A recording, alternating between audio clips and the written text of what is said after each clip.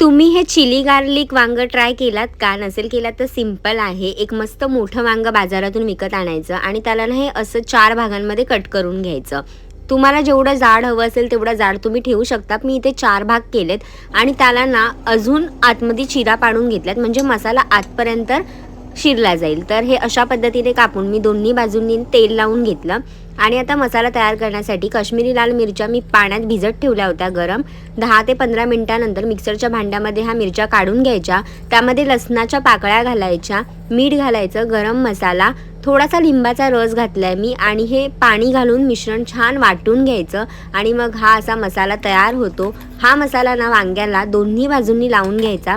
4ही कापांना ना हे मसाला व्यवस्थित दोन्ही बाजूंनी लावून घ्यायचा. मसाला लावून झाल्यावरती पॅनवरती मी नॉनस्टिक पॅनचा वापर केला, तुम्ही कोणतेही पॅन वापरू शकता. त्यावरती तेल घालायचं आणि ना मस्त हे वांग्याचे काप घालून घ्यायचे. दोन्ही बाजूंनी ना छान खरपूस होईपर्यंत भाजून घ्यायचे.